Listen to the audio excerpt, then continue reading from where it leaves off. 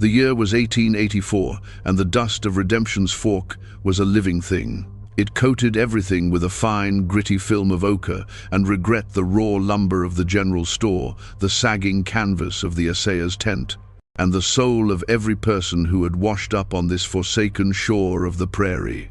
Cora knew the taste of that dust better than any other. It was the taste of cheap whiskey, of men's stale sweat, of a life lived in the dim, smoky light of the Last Chance Saloon, a place whose name was less a promise than a final, bitter judgment. Her world had shrunk to the dimensions of that room. The long, scarred bar, the out-of-tune piano in the corner that a drunk might pound on for a nickel, and the rickety staircase leading up to the crib-like rooms where she slept, or tried to. Each day was a copy of the one before, a rhythm of wiping down tables, pouring drinks, and smiling a smile that never reached her eyes. She moved through the boisterous noise with a practiced detachment, a ghost in a gingham dress that had seen better days. The men who came and went saw a vessel for their coarse jokes and clumsy desires, a pretty face with haunted eyes, but they never saw her. Cora had made sure of that. She had built walls around the girl she once was, stone by painful stone, and now the fortress was so complete she sometimes forgot who she was protecting. The routine was her armor. It was monotonous, soul-crushing, but it was predictable. In a life that had been defined by brutal unpredictability, the sameness was a kind of solace. She knew what to expect from the sour-faced owner, Mr. Blackwood, who paid her just enough to keep her tethered to this place. She knew what to expect from the cowboys and prospectors, their pockets flush one day and empty the next, their moods shifting with the luck of a card or the depth of a bottle. She had learned to navigate their fleeting tempers and their clumsy advances, to deflect and disarm with a sharp word or a sudden, calculated coldness that left them blinking in confusion. It was a skill learned in a harder school than this, a lesson etched into her memory with the sharp point of loss. Grief was a constant companion, a weight she carried in the hollow of her chest. It was the memory of a family farm in Ohio, of green fields under a gentle sun, of her mother's hands kneading dough, of her father's laughter. All of it had been devoured by fever one cruel winter, leaving her adrift at 17. The journey west had been a desperate flight from that silence, a search for something, anything to fill the void. Instead, it had only led her here, to this place where hope came to die. Here, her isolation was absolute. She was surrounded by people yet utterly alone, a condition that felt both like a curse and a carefully guarded necessity. To connect was to risk, to care was to invite pain, and Cora had no more room for pain. The undisputed king of Redemption's Fork was a rancher named Garrison Vance.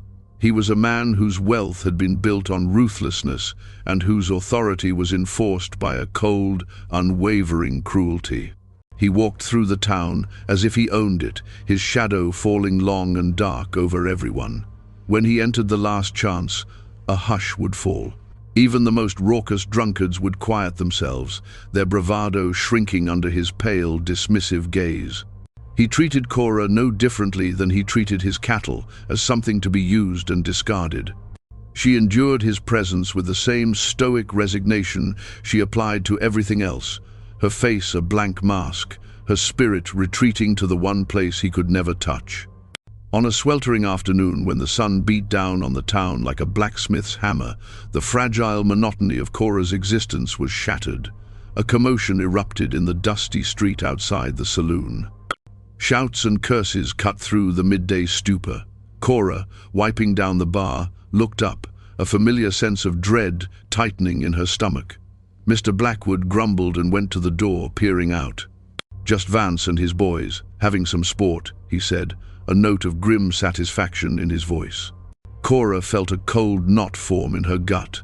Vance's sport was never harmless. She moved to the swinging doors, pushing one open just enough to see. In the center of a small, jeering circle of men stood Garrison Vance. Before him, held firm by two of his ranch hands, was an elderly Cheyenne woman. Her hair was the color of snow, braided with a few simple beads, and her face was a roadmap of dignified years. She stood straight, her dark eyes showing no fear, only a profound and weary contempt for the men who surrounded her. "Found this thieving squaw sneaking out of the mercantile," Vance announced, his voice carrying easily in the still air. "Tried to make off with a sack of flour." The mercantile owner, a nervous man named Peterson, wrung his hands. I did not see her take it, Mr. Vance. It might have been a misunderstanding." "Silence," Vance snapped, and Peterson flinched as if struck. "I saw it. That's all the proof this town needs." He turned his attention back to the woman. Her name, Cora would learn later, was Vivina. At that moment, she was simply a symbol of everything Cora had come to despise about this place: the casual cruelty, the bullying of the weak, the utter lack of justice. Vance uncoiled a long leather whip from his belt. "The sheriff's away, but order must be kept. 10 lashes for the thief." A murmur went through the crowd. 10 lashes could kill a woman her age. But no one spoke up. No one dared to cross Garrison Vance. Vivina's chin remained high. She did not beg or plead. Her silence seemed to infuriate Vance more than any protest could have. He gestured to his men, and they tore the blanket from her shoulders, bearing her frail back to the merciless sun. Cora's heart hammered against her ribs. She saw not just an old woman, but the specter of every injustice she had ever witnessed or suffered. She saw the casual power of a cruel man, and the cowardly silence of those who enabled him. The carefully constructed walls around her heart began to crack. The dust, the whiskey, the leering faces, it all swirled into a vortex of nausea. Something inside her, a part she thought long dead, screamed in protest. As Vance raised the whip, its shadow falling like a striking snake, Cora moved. She didn't think, she acted. She pushed through the swinging doors, the sudden sunlight blinding her for a moment, and walked directly into the center of the circle. "Stop," she said. Her voice was quiet, but it cut through the tension with the clarity of a bell. Vance froze, the whip held aloft. He turned, his eyes narrowing in disbelief. "What did you say, girl?" "She didn't do it," Cora said, her gaze fixed on him. "And you will not lay a hand on her." A wave of stunned silence rolled over the crowd. For a saloon girl, a woman with no status and no protector, to defy Garrison Vance was unthinkable. Vance let out a short, ugly laugh. "Get back inside before you earn a lashing yourself." "If anyone is to be whipped," Cora said, her voice gaining strength, "it will be me." She looked at Vivina, whose stoic expression flickered with surprise. Cora saw in those ancient eyes a flicker of recognition, a shared understanding that transcended words. In that moment, Cora was not just defending a stranger, she was defending her own last shred of humanity. Vance's face contorted with rage. His authority had been challenged publicly by the lowest person in town. "You foolish girl," he hissed. "You have no idea what you've just done." He looked around at the faces in the crowd, a smirk twisting his lips. He saw an opportunity not just to punish, but to make an example. "Fine. You want to take her place. You want to feel the sting of justice. Then you shall, but the price has gone up. 7 lashes for interfering." He shoved Vivina aside, and she stumbled, caught by the mercantile owner, who suddenly found a spine. Cora didn't flinch. She turned her back to Vance, pulled the collar of her dress down, and closed her eyes. She braced herself, her hands clenched into fists at her sides. The first lash was a line of fire that seared across her back, stealing her breath and drawing a collective gasp from the crowd. Pain, white-hot and absolute, exploded behind her eyes. Another followed, then another. She bit her lip until she tasted blood, refusing to cry out, refusing to give him the satisfaction. Each strike was a lifetime. With the 7th, her knees gave way, and she fell into the dust, the world dissolving into a red-hazed blur of agony. The last thing she saw before consciousness faded was Vivina's face, her dark eyes filled with a fierce, unreadable emotion. Cora woke to the familiar smell of stale beer and regret. She was in her small room above the saloon, lying face down on the thin, lumpy mattress. Every breath was a fresh agony, a reminder of the fire that had been laid across her back. Someone, likely Mr. Blackwood, had unceremoniously dumped her here and left her to her misery. The door creaked open, and the saloon's swamper left a bucket of water and a few rags just inside before scurrying away, not meeting her gaze. She was a pariah now, not just a saloon girl but a troublemaker who had publicly shamed the most powerful man in town. Her isolation was now complete, branded onto her skin. She spent the rest of the day and a long, feverish night drifting in and out of a painful haze. The hours blurred together, marked only by the shifting light through her grimy window. When morning finally came, it brought with it a sound unlike any other she had heard in Redemption's Fork. It was the soft, rhythmic fall of unshod hooves on the dusty street, a sound of deliberate, unhurried power. It was the sound of many horses, moving as one. Drawn by a pained curiosity, Cora pushed herself up, ignoring the scream of her torn flesh. She shuffled to the window and peered down. What she saw made her blood run cold. Lined up in the street, directly in front of the saloon, were 6 tall, broad-shouldered Cheyenne warriors. They sat atop their horses with a stillness that was more menacing than any war cry. They were armed, their faces stern and unreadable, their dark eyes scanning the town with an unnerving intensity.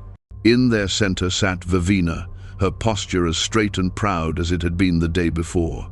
The town held its breath. Doors were bolted, windows shuttered. Mr. Blackwood could be seen cowering behind the bar. This was not a raiding party. Their movements were too calm, too purposeful. This was something else. This was a reckoning. One of the men dismounted. He was clearly the eldest, his presence commanding a quiet authority. He moved not to the saloon doors, but to the narrow staircase on the outside of the building that led to the upstairs rooms. Cora's heart pounded in her chest. They had come for her.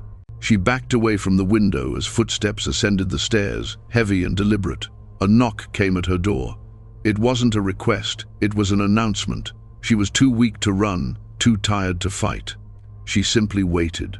The door opened, and the man who had knocked stepped inside, followed by Vivina. He had to duck his head to clear the frame. He was taller than any man she had ever seen up close, his face a mask of solemn dignity. Vivina's expression was soft, her eyes holding a deep gratitude that made Cora's throat tighten. The old woman spoke in her own language, her voice a low, musical cadence. The tall man listened, his gaze fixed on Cora. When Vivina finished, he finally spoke, his English heavily accented but clear and resonant. "My mother, Vivina, says you have the spirit of a warrior. You took the pain that was meant for her. Our family has a debt to you that cannot be paid with horses or blankets." Cora simply stared, unsure what to say, what to think. She was a saloon girl in a cheap room with wounds that burned like hellfire. They were Cheyenne warriors. Their worlds were not meant to intersect. "You have no protector here," the man continued, his eyes sweeping over the pathetic room, taking in her isolation and vulnerability. "This is not a place for a woman of courage. My mother says you will come with us. We will care for your wounds. We will give you a home." Cora swallowed against a dry throat. "A home?" The word sounded foreign on her tongue. The man nodded gravely. "My mother has 5 other sons. We are all here. She has told us what you did. An act of such honor must be met with honor. In our way, there is no higher honor we can offer. To repay this debt, to give you the protection and status you deserve, any one of us would take you as a wife." He paused, letting the weight of his words settle in the small room. "We have all come to ask. My brothers and I, we all wish to marry you." Cora's mind reeled. The proposition was so far beyond the realm of anything she could have imagined that it felt like a fever dream. Marry her? All of them? She looked from the man's stoic face to Vivina's gentle one. This wasn't a crude offer like the ones she received nightly downstairs. This was something formal, serious, and utterly terrifying. It was an escape, a prison, a complete upending of the wretched but predictable life she knew. Before she could form a response, a wave of dizziness washed over her, the pain in her back overwhelming her senses. The world tilted, and as she collapsed, the last thing she felt was the surprising strength of the warrior's arms catching her, lifting her, as if she weighed nothing at all. The journey was a blur of fragmented sensations. Cora drifted in a state between sleep and consciousness, cradled in a travois lined with soft furs that Vivina had arranged. The gentle, swaying motion was a strange comfort, a stark contrast to the jolting wagon ride that had first brought her west. The pain in her back remained a constant, burning throb, but it was muted now, as if held at bay by the sheer strangeness of her situation. Sometimes, she would open her eyes to see the vast, bruised sky of the prairie stretching out above her. Other times, she would see the faces of the brothers, riding silently alongside, their expressions watchful and severe. They rarely spoke, communicating with subtle gestures and glances, moving with a unity that spoke of a deep, unspoken bond. She learned their names slowly, whispered to her by Vivina during moments of clarity. The eldest, who had carried her from her room, was Vokin. He was the speaker, the leader, his presence a steady anchor for the group. Then there was Moketavato, whose face seemed carved from stone and whose eyes missed nothing. He was the warrior, the guardian.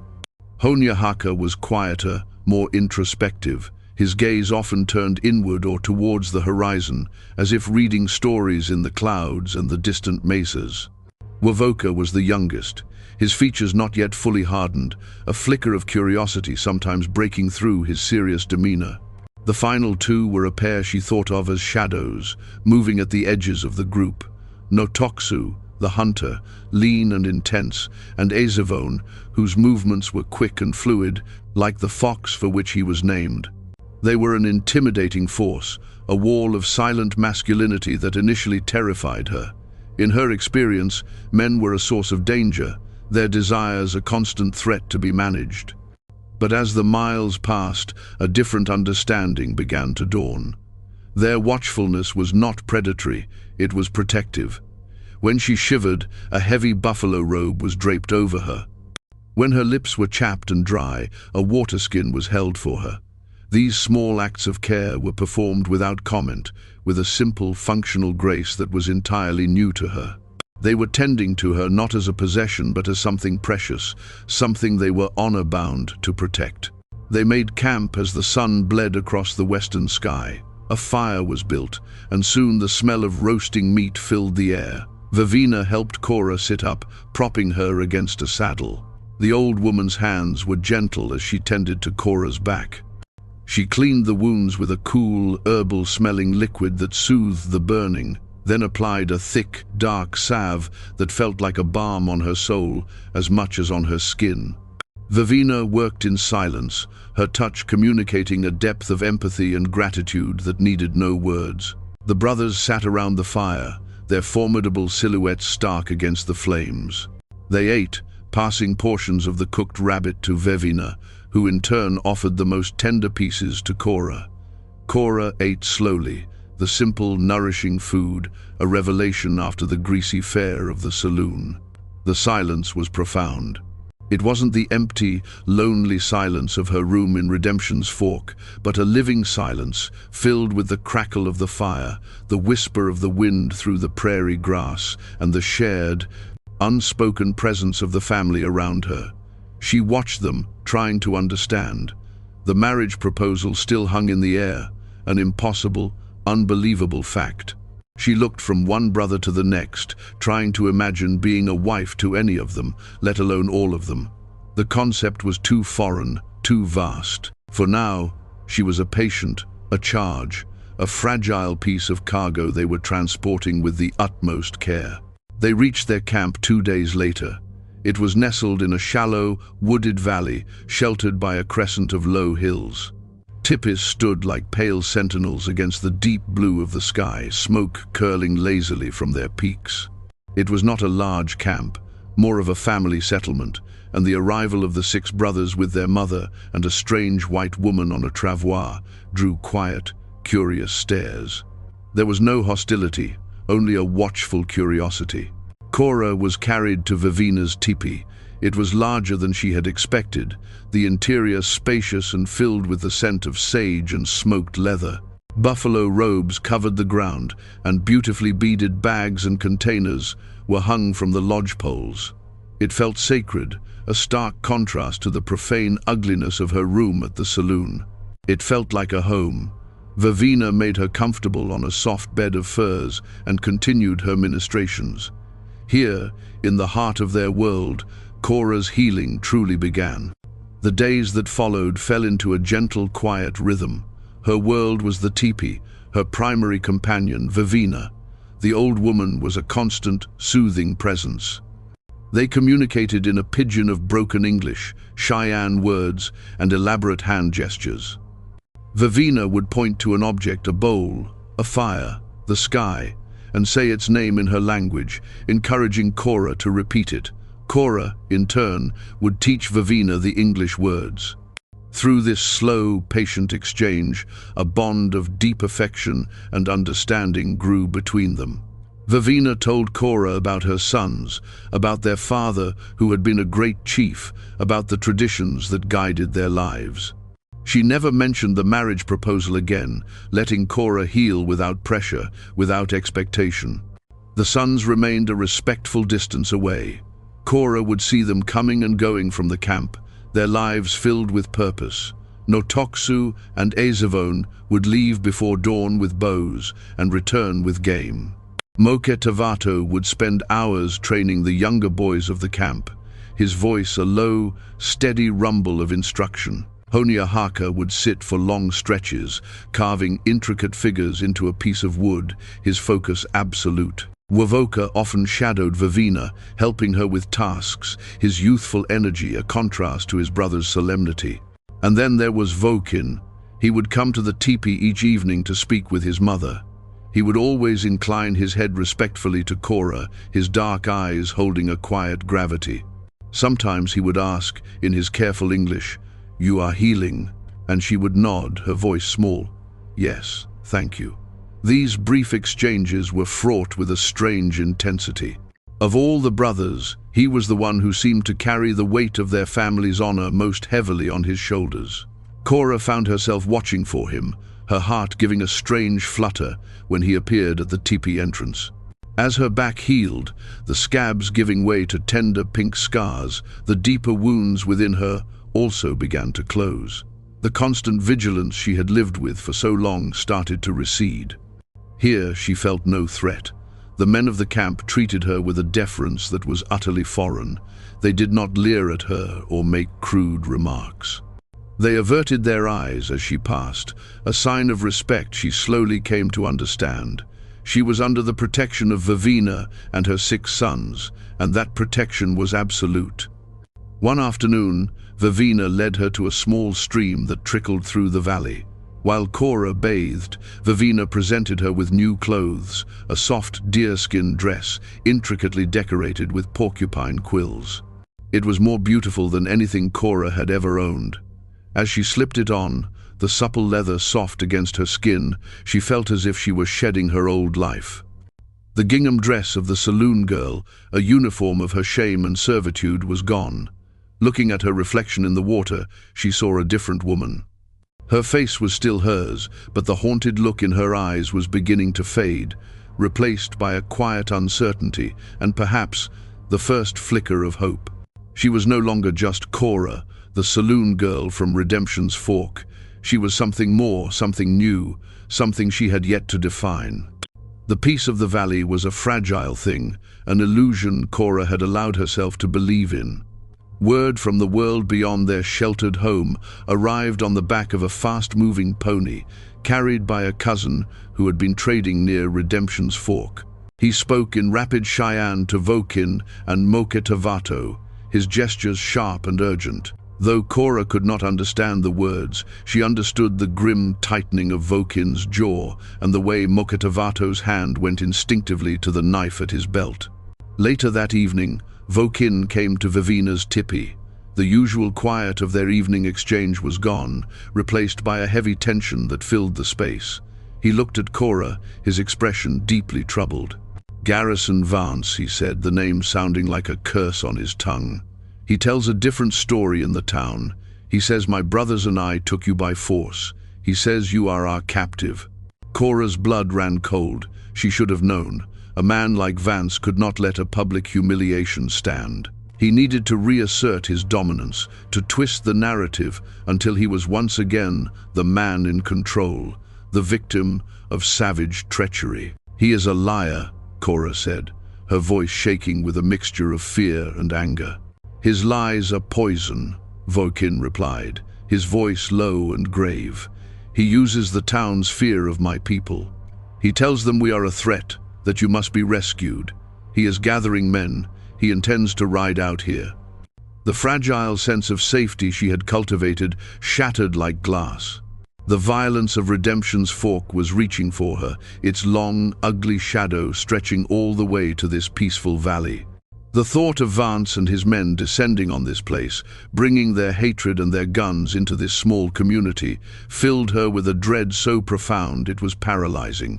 This was her fault. Her defiance had brought this upon them. I should go back, she whispered, the words tasting like ash. If I go back, he will leave you alone.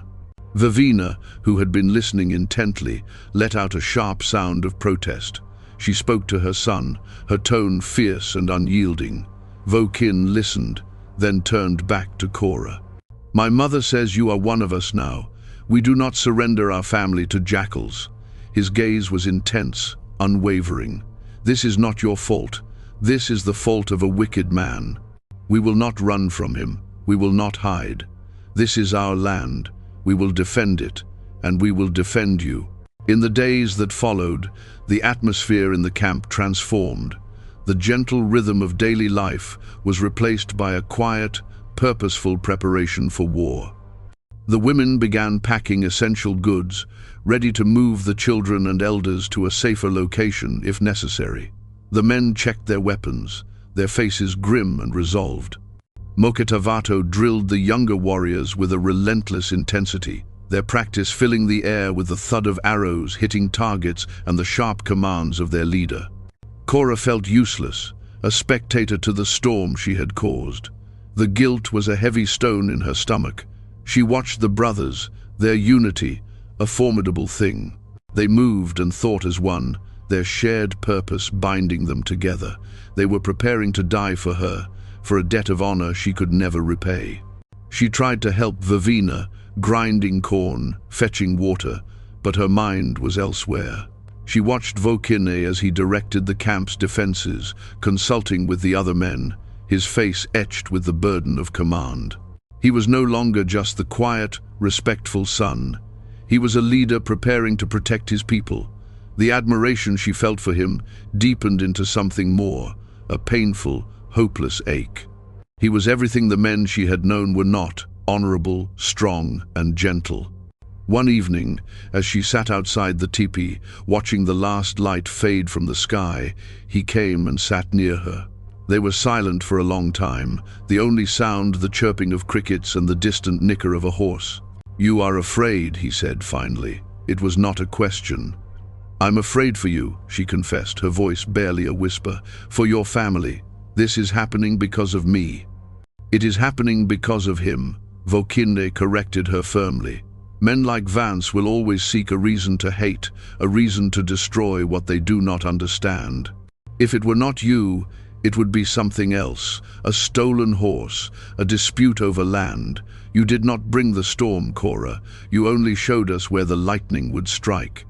His words were a small comfort, but they did not absolve her. "What will you do?" "We will be ready," he said simply. "We will not seek a fight, but if he brings one to our home, we will finish it." The gravity of his words settled over her. She looked at his strong profile against the darkening sky and understood that her old life was truly over. There was no going back to Redemption's Fork. Her fate was now inextricably tied to this family and the coming conflict. The saloon girl who had once hidden from the world was gone. In her place was a woman who had been shown a kindness so profound, she knew she would rather die with these people than live without them. The stakes had been raised from her personal safety to the survival of the family that had taken her in. And as the night grew deeper, Cora knew that when the confrontation came, she would not be a helpless victim cowering in a teepee. She would find a way to stand with them. The morning of the confrontation dawned gray and ominous, the sky choked with clouds that mirrored the tension in the camp. A scout had ridden in before sunrise, his horse lathered in sweat. Vance and a posse of nearly 20 men were on their way, a grim procession of armed prejudice riding hard for the valley. The non-combatants had already been moved into the deeper woods, their silent departure leaving the main camp feeling eerily empty. Only the warriors remained, a silent, determined line of defense. Cora stood with Vivina near the entrance to her tipi, her heart a frantic drum against her ribs. She wore the deerskin dress, a symbol of her new life, a life now hanging by a thread. Vivina's hand found hers, her grip surprisingly strong, a silent transfer of courage from the old woman to the young one. The 6 brothers stood at the edge of the camp, positioned behind the natural cover of rocks and trees. They were not arranged for a charge, but for a defensive stand. Vokin stood slightly forward, his posture radiating a calm authority that defied the impending violence. The sound of their approach came first, the thunder of hooves, the jangle of bridles, the ugly murmur of men's voices. Then they appeared at the mouth of the valley, a ragged but heavily armed collection of ranchers and town drifters, their faces set in grim lines of self-righteous anger. Garrison Vance was at their head, sitting on a fine black stallion, the whip that had scarred Cora's back coiled at his saddle. They halted 100 yards from the line of warriors, their horses stamping nervously. The air grew thick, charged with the promise of bloodshed. "Vokin," Vance's voice boomed across the clearing, arrogant and demanding. "I've come for the white woman. Send her out now, and we'll let the rest of you live." Vokin did not shout back. He stepped forward into the open, his hands empty and held away from his body to show he was unarmed. "The woman is not a prisoner," he called out, his voice clear and steady. "She is an honored guest of my family. She is here by her own choice." "Liar," Vance spat. "You savages have bewitched her. We're here to bring her back to civilization. Send her out, or we'll burn this camp to the ground and kill every last one of you." Some of the men in the posse shifted uneasily. They had signed on to rescue a captive woman, not to participate in a massacre. Vance's raw bloodlust was making them nervous. It was then that Cora knew what she had to do. This was not a battle to be won with arrows or bullets. It was a battle of wills, a battle of truth against lies. She squeezed Vivina's hand, then let go. Ignoring the old woman's quiet gasp of protest, Cora walked out from behind the teepee and into the open space, moving to stand beside Vokin. A murmur of surprise ran through the posse. She was not bound or bruised. She stood tall and defiant, her gaze locked on Garrison Vance. The sight of her, alive and seemingly unharmed, standing willingly beside the Cheyenne leader, threw Vance's narrative into chaos. "Cora," he snarled, his face darkening with fury. "Get over here. We've come to save you." "Save me?" Cora's voice, though not loud, carried across the charged silence with perfect clarity. "You were not trying to save me when you laid a whip across my back in the middle of the street, Mr. Vance. You were not trying to save me when you left me to bleed in my room." Her words struck the posse like a physical blow. Some of them had been there. They had watched. The memory of it, now voiced by the victim herself, was a seed of shame and doubt. "I did that for your own good," Vance blustered, his control beginning to fray. "To teach you a lesson about interfering." "The only lesson I learned that day was about your cruelty," Cora shot back, taking another step forward. Vokin moved with her, a silent, protective shadow at her side. "And the only salvation I have found is with these people. This man's mother showed me a kindness you couldn't begin to understand. His family healed my wounds. They gave me shelter. They have shown me more honor and decency in 2 weeks than I ever saw in a year at Redemption's Fork." She turned her gaze from Vance and looked directly at the men behind him. She recognized some of them from the Saloon ranch hands, prospectors, men who were not inherently evil, but weak and easily led. "Look at me," she implored, her voice ringing with an earnestness they could not ignore. "Do I look like a captive? I am here because I choose to be. I am with this family because they are good people. The only savage I see here is the man who whipped a defenseless woman in the street for his own amusement. The only liar is the man who told you I needed rescuing to justify his own hatred." Her words hung in the air, a stark and undeniable truth. The men in the posse looked at each other, then at Vance, then back at Cora. The certainty that had driven them here was dissolving. They saw not a savage warrior and his captive, but an honorable man and a courageous woman standing together against a common enemy. Their enemy. "She's lying. The savages have turned her head," Vance screamed, his face purple with rage. He drew his pistol. "If she won't come, then she'll die with them." He aimed the gun, not at Vokin, but at Cora. But before he could fire, two things happened with breathtaking speed. Vokin shoved Cora behind him, shielding her with his body, while Mokitavato, silent and deadly as a hawk, loosed an arrow from the rocks. The arrow did not kill. It struck Vance's gun hand, the force of it ripping the pistol from his grasp and sending a shock of agony up his arm. Vance howled in pain, clutching his wrist. The spell was broken. One of the ranchers, a man named Garrett, spurred his horse forward. "That's enough, Vance," he said, his voice hard with disgust. "We came to rescue a woman, not murder her. She's made her choice." He turned his horse and, without another word, rode away. One by one, then in groups, the other men followed, their shoulders slumped in shame, leaving Garrison Vance alone, defeated and cradling his wounded hand in the middle of the clearing. His power, built on fear and lies, had crumbled to dust. The aftermath of the confrontation was a profound and sacred quiet. The valley, which had braced for the thunder of gunfire and the screams of the dying, was filled instead with the gentle sigh of the wind through the pines. Vance had retreated, a broken man, his authority in Redemption's Fork shattered by the truth spoken by a woman he had counted as less than nothing. The threat was gone. Cora stood beside Vokin, her body still trembling with the adrenaline of the standoff. He turned to her, his dark eyes filled with an emotion she couldn't quite name: awe, relief, and a deep, abiding respect. He gently took her arm, his touch steady and grounding, and led her back towards the teepee where his mother waited. Vivina rushed to meet them, her weathered face wet with tears. She embraced Cora, holding her tight, murmuring words in Cheyenne that Cora knew were of love and gratitude. In that embrace, Cora finally allowed herself to break.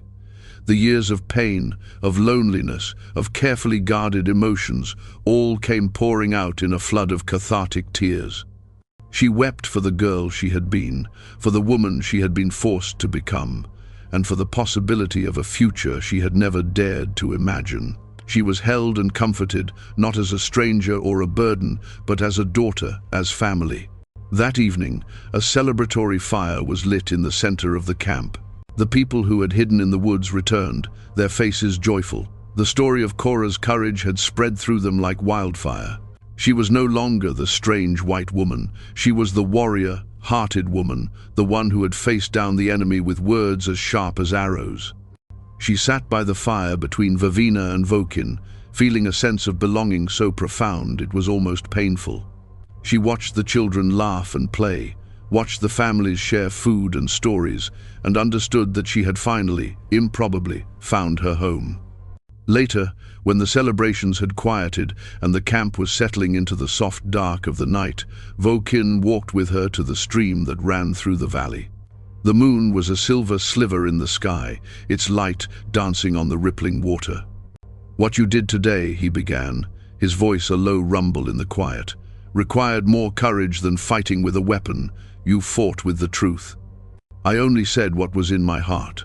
Cora replied softly, looking at their reflections in the water.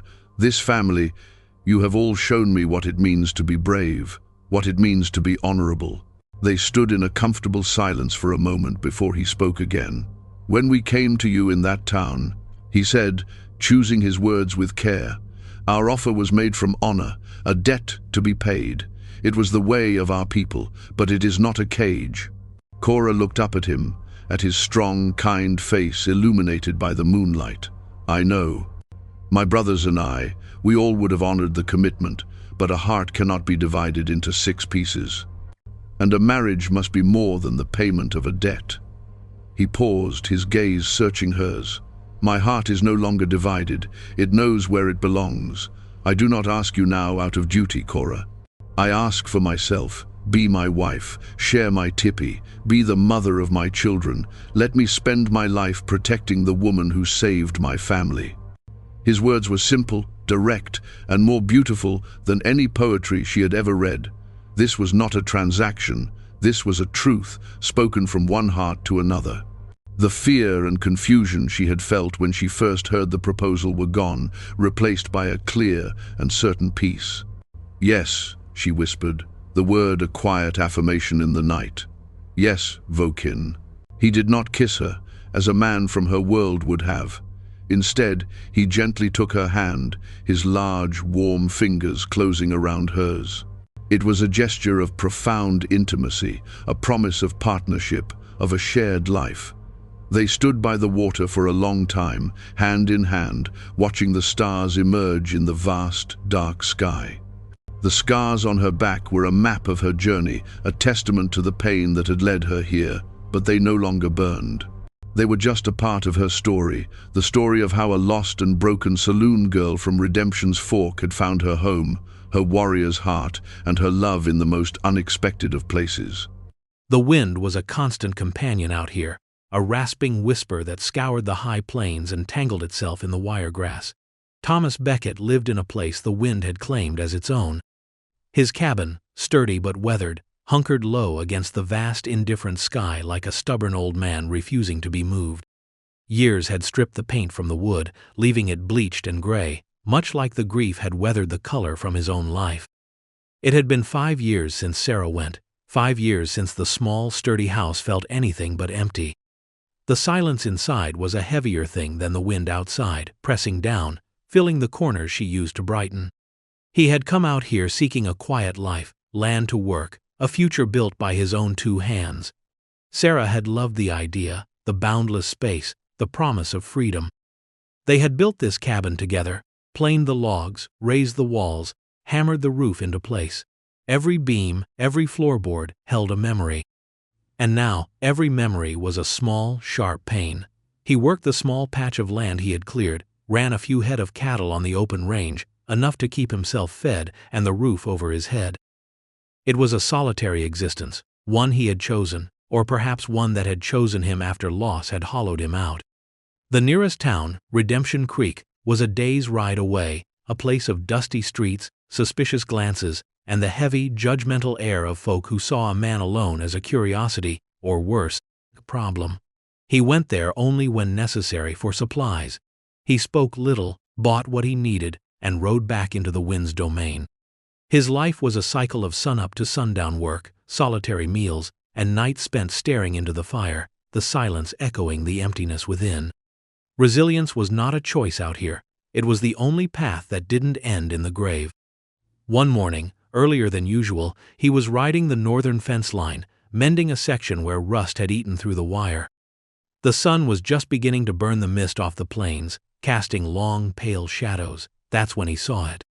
A shape, unnatural against the flat expanse, huddled near a scrub of mesquite far from any trail. His first thought was a downed cow, but as he rode closer, a prickle of different coiled in his gut. It was a woman. She lay curled on the baked earth, her clothes thin and torn, her skin sun-scorched, her hair a tangled mess. Her breathing was shallow, ragged. She was young, or had been, before the desert had begun its work on her. He dismounted slowly, his rifle held loosely, caution ingrained from years on the frontier. But seeing her like this, so utterly broken and vulnerable, the instinct to protect, dormant for so long, stirred within him. He saw the dark, deep bruise on her temple, the way her hands were raw and cracked. She wasn't just lost, she had been left, abandoned. Out here, that was a death sentence. His mind immediately went to the nearby reservations, the stories that trickled into Redemption Creek, usually distorted by fear and prejudice. Stories of tribal customs, of disputes, of women who didn't conform. He knew enough, despite the town's general ignorance and disdain, to guess at least part of it. This was likely a native woman, cast out by her own people for some transgression against their ways. The thought sat heavy. Helping her could mean trouble, bringing unwelcome attention from both her people and the white settlers in town, who wouldn't take kindly to him sheltering a savage, especially not one who looked like she'd defied her own kind. He knelt beside her, checking for a pulse. It was weak, thready, but there. She was barely conscious, her eyes fluttering open, dark pools reflecting the pale morning sky. Fear, raw and absolute, flickered in them as she saw him, a tall, broad white man with a weathered face and kind, though cautious, eyes. She tried to shrink away, a faint, choked sound escaping her lips. "Easy now," he said, his voice low and rough, unused to speaking to anyone but himself and his cattle. "I ain't gonna hurt you." He didn't know if she understood his words, but maybe the tone, the lack of threat in his posture, registered. He fetched his canteen, tipping a little water onto his bandana and gently dabbing her cracked lips. She swallowed weakly.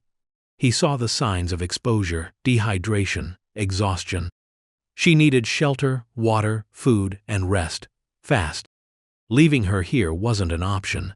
The desert, vast and beautiful as it could be, was utterly unforgiving. It consumed weakness without a second thought. Despite the potential complications, despite the quiet life he had built to avoid just this kind of entanglement, he couldn't leave her to die. It went against something fundamental inside him, something Sarah would have understood. He carefully lifted her into his arms. She was feather-light, too thin. She tensed initially, then seemed to simply lack the strength to resist, resting her head weakly against his shoulder. Her hair smelled of dust and dry earth. He carried her to his horse, a sturdy mare used to his weight. Getting her up was awkward. He had to support her almost entirely. He settled her sideways across the saddle, holding her against him with one arm while he mounted behind. She was trembling, whether from cold, fear, or weakness, he couldn't tell. He wrapped his own worn blanket around her shoulders. "Hold on," he murmured, though he knew she probably couldn't truly hold on. He would have to keep her steady. The ride back to the cabin felt longer than usual, the sun climbing higher, the heat beginning to build. He rode slowly, minimizing the jostling. He could feel her fragile weight against him, the shallow rhythm of her breathing. The fear in her eyes when she first saw him haunted him. What horrors had she faced before he found her? Who would do this? The people who left her out here must have meant for her to perish. It was a brutal act, a stark testament to the harshness of life, both within communities and out on the unforgiving frontier. Prejudice wasn't just a town problem, it existed everywhere, in different forms. Reaching the cabin felt like reaching an oasis. He dismounted carefully, lifting her down. She was unresponsive now, slumped against him. He carried her inside, into the relative cool and dimness. The air in the cabin, usually heavy with his own solitude, felt different now, charged with a fragile alien presence. He laid her gently on his cot, the rough wool blanket, a poor substitute for comfort. He needed to move quickly. He fetched water from the well, clean and cold. He dampened a cloth and began to gently clean the dust and grime from her face, noting the fine lines etched by hardship, the sharp angle of her cheekbones. Her skin was copper-toned, dry and rough. He saw the intricate beadwork on the edge of her tattered dress, a splash of color against the muted fabric, a hint of the culture she came from, a culture so alien to his own. He tended the bruise on her temple, applied a cool compress. Her lips were cracked and bleeding. He continued to offer her sips of water, holding the tin cup to her mouth, tilting it carefully. She swallowed slowly, painfully. He found some dried meat, pounded it into a fine powder, mixed it with a little water to make a paste she might be able to swallow. He worked with a quiet efficiency born of necessity, pushing back the questions that crowded his mind. Who was she? Why was she left? What did this mean for him? He didn't know her name, her tribe, anything about her past. He just knew she was a human being in desperate need. That had to be enough for now. For the next few days, his life revolved around her fragile existence. He nursed her slowly, patiently. He cleaned her wounds, changed the cool compress on her head, encouraged her to drink, to eat the thin gruel he made from dried cornmeal. She remained mostly silent, her dark eyes tracking him around the room when she was awake, a wary, watchful gaze. Fear hadn't entirely left her eyes, but a flicker of something else had joined it, perhaps a reluctant gratitude, perhaps simply the basic human instinct to cling to the source of survival. He tried speaking to her, simple questions. What's your name? Where do you come from? She only looked at him, her expression unreadable, or perhaps she genuinely didn't understand. He didn't know her language, and she seemed not to know his. Communication was reduced to gestures, to quiet presence, to the fundamental acts of caregiving. He pointed to himself. Thomas. He waited, she just watched him. The silence between them was different from the silence he was used to. His silence was an absence, an echo of what was lost. Her silence felt like a wall, a necessary defense built from trauma and fear. He respected it. He gave her space, tending to his chores, leaving the cabin door open so she wouldn't feel trapped, though she made no move to leave the cot. Slowly, painstakingly, she began to recover. The color returned faintly to her cheeks, her breathing deepened. She was able to sit up, leaning against the wall. One afternoon, while he was outside splitting wood, he heard a faint sound from the cabin. He went inside and found her sitting on the edge of the cot, carefully braiding a small section of her hair. Her movements were slow, deliberate, but there was a quiet strength in them. He brought her a cup of water. She took it with hands that were still rough but steadier. As he turned to leave, a soft, hesitant sound stopped him. Nahili, she whispered, the name barely audible, a breath of sound in the quiet room. He turned back, her eyes met his, a flicker of something raw and vulnerable passing between them. It was the first word she had spoken. Nahili, he repeated, testing the unfamiliar sounds. He nodded, a small, acknowledging gesture. Thomas. A faint, almost imperceptible nod in return. A tiny bridge built across a vast chasm of silence and difference. Her name was Nahili. With a name, she became less of an abstract problem and more of a person. He found himself observing her more closely, noticing the small things, the way she watched the birds outside the window, the quiet focus when she smoothed the fabric of her dress, the almost imperceptible wince when she moved too quickly. He started leaving out simple things that might interest her, a smooth stone he found, a feather dropped by a hawk. She never acknowledged them directly, but he would find them later, moved slightly, sometimes held in her hand. She gradually began to help with small tasks, cleaning her own cup, folding the blanket, attempting to sweep the floor with a broom that was too big and awkward for her weakened state. He didn't expect it, didn't ask it, but he didn't stop her. It seemed important to her, a way of reclaiming a sense of purpose or contribution. It was also a way they could interact without needing words. Working side by side in silence, performing the necessary tasks of existence, they began to forge a connection that transcended language. He learned, through fragmented gestures and a few halting words, she eventually managed pieces of her story. She had been promised in marriage to a man she did not want. She had refused. This act of defiance, of claiming agency in a life where she was expected to have none, had brought severe punishment. She showed him with her hands the motion of tying, indicated a vast distance. She had been bound and taken far out into the plains, stripped of water and supplies, left to perish. The bruise on her temple was from a blow, perhaps when she struggled. The raw hands from trying to free herself, or perhaps from digging for roots or water.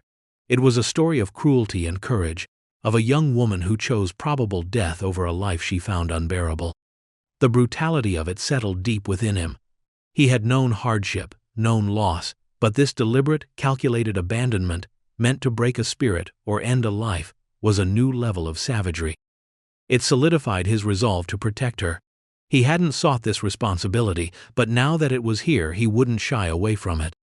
Their routine settled into a quiet rhythm. Thomas worked the land, tended the cattle, always keeping an eye on the cabin. Nahili stayed close, sometimes sitting outside in the shade, her gaze sweeping the horizon. She seemed to be constantly watchful, perhaps for those who had left her, perhaps for anything that might threaten her fragile safety. He began to feel her presence not as an intrusion, but as a quiet comfort against the vast loneliness. The silence in the cabin was still there, but it felt different now, less empty, more shared. He found himself talking to her sometimes, telling her about his day, about the cows, about the weather. He didn't expect her to understand, but the sound of his own voice directed at another human being felt strange and good. He even spoke a little about Sarah, showing Nahili a faded photograph.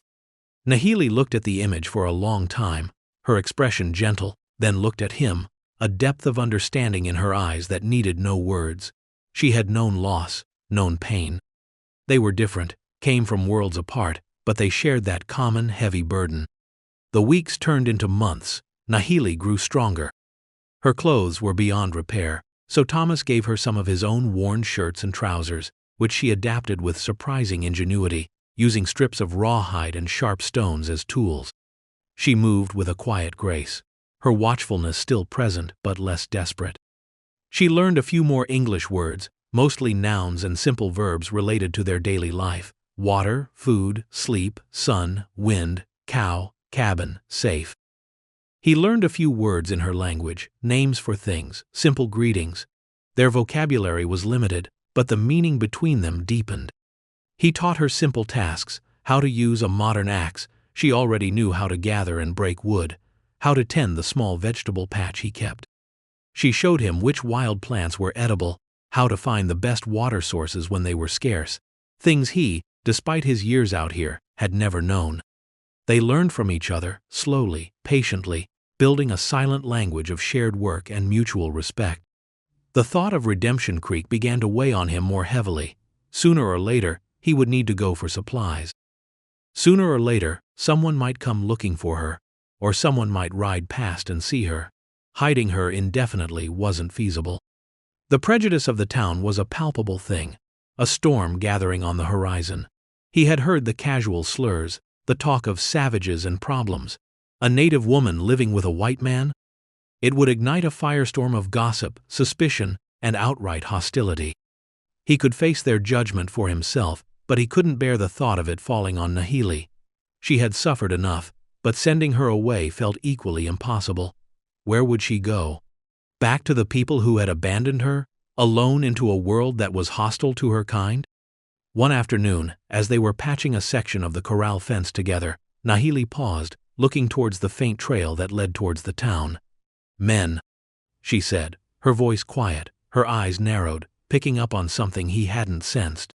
He followed her gaze. Dust, a plume rising on the horizon, heading their way. More than one rider. His gut tightened. This was it. The quiet peace, the fragile life they had built together, was about to be shattered. He stood up straighter, his hand instinctively going to the rifle, leaning against the fence post. "Inside," he said, his voice low and urgent. "Get inside the cabin, stay out of sight." Nahili didn't argue. The fear was back in her eyes, but mixed with a grim determination. She went inside, the cabin door closing softly behind her. Thomas waited. He fetched the rifle, checked the chamber. He wasn't a violent man, but he would protect what was his. And somehow, in the quiet months they had shared, Nahili had become his to protect, not as property, but as a person he cared about, a bond forged in shared vulnerability and unexpected connection. The riders approached, 3 of them. He recognized Cal Brody, the blacksmith from Redemption Creek, a burly man with a mean streak and a known dislike for native people. With him were 2 others, equally unpleasant-looking, men who spent too much time drinking and causing trouble in town. They weren't lawmen, but they represented the ugly face of the community's prejudice. They reined in their horses a polite distance away, but their eyes swept over the cabin, the corral, the land, missing nothing. Brody's gaze was sharp, narrowed. "Beckett," Brody called out, his voice loud and rough. "Heard you had some company." Thomas walked towards them, keeping his rifle ready but not raised aggressively. "Just me out here, Brody." Brody smirked, a cruel twist of his lips. "Now that ain't what folks are saying in town. Folks say you got yourself a squaw." He spat the word like it was poison. Thomas felt a slow burn build in his chest. He kept his face expressionless. "Folks in town talk too much." "Maybe," one of the other men jeered. "Or maybe they talk just enough. A man alone out here, sudden-like, gets himself an Injun woman. What's she doing here, Beckett? Did you buy her?" Or did you just find her laying around? Laughter from the three of them, ugly and knowing. She needed help, Thomas said, his voice dangerously quiet. Brody's eyes hardened. Help or something else? You know the rules, Beckett. No Injuns on white land less they're workin' or passin' through quick. And you damn well know the rules about associatin'. She ain't bothering anyone, Thomas said. She's under my roof. That's my business. Your business becomes our business when it breaks the law, Brody snarled, his hand inching towards the pistol on his hip. Town council sent us out to see about the rumors. And to tell you gotta get rid of her. Send her back where she came from. Or we can take her. Thomas raised his rifle slightly, a clear signal. She ain't going anywhere. The air crackled with tension. The two men with Brody shifted nervously, but Brody held his ground, his face contorted with anger and contempt. You defendin' a savage, Beckett? You gone soft? I'm defending a human being who was left to die, Thomas retorted, his voice gaining strength. Something men like you wouldn't understand. Brody's eyes narrowed to slits. You got one chance, Beckett. Send her out. Or we come in and take her, and maybe teach you a lesson about your place and hers. Behind him, the cabin door opened a crack. Nahili stood there, not hiding, her dark eyes fixed on the men. She couldn't understand their words, but she understood the threat, the hostility. She understood she was the cause of it. Seeing her, Brody smirked again. Well, looky there. Come on out, girl. Your white man ain't gonna save you from us. Thomas heard Nahili draw a sharp breath. He knew what she might be thinking. Sacrifice herself to protect him, to end the confrontation. He wouldn't allow it. She stays, Thomas said, his voice firm, resolute. He leveled the rifle directly at Brody. Get off my land. Now. Or the first man who crosses that line is going to meet his maker. Brody hesitated. He wanted to push, but Thomas Beckett wasn't known as a man to make idle threats. His eyes flickered between Thomas, the cabin door where Nahili stood framed in the shadows, and the vast, empty plains surrounding them. They were outnumbered, but Thomas had the advantage of position and desperation. Killing him might be possible, but not without risk, and certainly not without a fight that would draw attention. And what then? Dragging a woman back to town while injured? It was messy. This ain't over, Beckett, Brody sneered, backing his horse up slowly. The town ain't gonna forget this. You made your choice. I have, Thomas confirmed, his gaze steady. Brody stared at him for another long moment, his face dark with thwarted malice. Then, with a curt nod to his companions, he wheeled his horse around and rode off, the other two following close behind. The dust cloud marked their retreat, a lingering symbol of the threat they represented. Thomas kept the rifle trained on their backs until they were mere specks on the horizon. Only then did he lower it, letting out a breath he hadn't realized he was holding. His hands were trembling slightly, not from fear, but from the raw adrenaline of the confrontation. He turned to the cabin. Nahili was still standing by the door, her face pale beneath her tan, her eyes wide. He walked towards her, his boots crunching on the dry earth. They're gone, he said, unnecessary words. She nodded, her gaze searching his face. Trouble? She whispered, one of the few English words that encompassed the situation. He nodded. Trouble. They don't like you being here, because you are Nahili. And I am Thomas. He used their names, simple markers of identity, of their difference, and of their unexpected bond. She looked at him, her expression a mixture of fear and something else he couldn't quite name, perhaps a dawning realization of what he had just done for her. He had chosen her, a complete stranger from a despised people, over the fragile acceptance of his own community, over his own peace. Why? She asked, the single word heavy with unspoken questions. Why did he protect her? Why risk so much? Thomas looked out at the vast plains, the place that had been his solitary refuge, now also their shared space, their shared danger. He looked at Nahili, at the resilience in her eyes, the quiet strength she had reclaimed. Because it was right, he said simply. Because you were left to die. Because this is your home now, if you want it to be. It was the first time he had acknowledged the unspoken truth between them, that her presence was no longer temporary, that they were building something here, fragile as it was. The words hung in the air, momentous. Nahili searched his face for a long moment, her dark eyes piercing. Then, slowly, a softness he hadn't seen before settled over her features. She took a small step forward, towards him. Home, she repeated softly, testing the word. It wasn't just a cabin. It was a place where she was safe, where she was seen, where someone had fought for her. He reached out a hand, hesitant. She met it with her own, her fingers calloused but warm against his. It was a simple touch, but it spoke volumes, a silent agreement, a shared understanding that transcended words and cultural divides. The bond forged in hardship and quiet care had been tested by the outside world and had held firm. The threat from Redemption Creek didn't vanish overnight. There were other visits, always just Brody and his men, always circling like vultures, trying to intimidate, to find a reason to act. But each time, Thomas stood firm, his stance clear, his rifle always within reach. And each time, Nahili stood with him, sometimes visible, sometimes just a presence felt behind the cabin door, a silent testament to the bond they shared. The town never launched a full-scale attack. Perhaps Thomas's reputation, quiet but capable, deterred them. Perhaps the simple fact that he was willing to kill to protect her, for no gain other than principle, gave them pause. Or perhaps, deep down, even the ugliest prejudice couldn't easily override the stark image of a man protecting a vulnerable woman against the vast indifference of the plains. The conflict remained, a simmering tension, but their small cabin, their patch of land, became a defiant outpost of unexpected acceptance. Life settled into a new rhythm, different from Thomas's old solitary existence, different from the harsh life Nahili had known. They built their days together, working side by side. He taught her to ride his mare, to shoot his rifle for defense.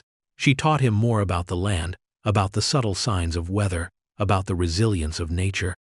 They planted a larger garden, the work a shared act of faith in the future. Communication grew slowly, word by painstaking word. Laughter began to find its way into the cabin, quiet at first, then freer, easing the weight of past sorrows. They shared stories, piecing together their histories through broken English, gestures, and the deep language of shared experience. He learned the nuances of her culture, the values she held dear, the strength of spirit that had allowed her to defy an oppressive fate and survive the desert's cruelty. She learned about his life, the love he had lost, the quiet grief that had shaped him, the unexpected kindness that had emerged when she needed it most. The loneliness that had been Thomas's constant companion began to recede, replaced by a quiet companionship, a shared purpose. Nahili's fear, deep-seated from her trauma and abandonment, softened, replaced by a sense of safety and belonging she had never truly known. They were two souls, cast adrift by loss and cruelty, who had found an anchor in each other. One evening, sitting by the fire, the wind howling its familiar tune outside, Thomas watched Nahili as she meticulously repaired a torn seam on her adapted shirt. The firelight cast a warm glow on her face, highlighting the quiet concentration in her features. She looked up, met his gaze, and smiled, a genuine, open smile that chased away the shadows. In that moment, surrounded by the harsh land, facing the unspoken disapproval of the outside world, Thomas knew he was home. Not just in the cabin built by his hands, but in the quiet space they had built together, a home forged in shared vulnerability, resilience, and the profound, unexpected grace of finding connection in the most desolate of places. The desert had meant to break them, meant to isolate and destroy. Instead, it had brought them together, two solitary figures against the horizon, no longer alone.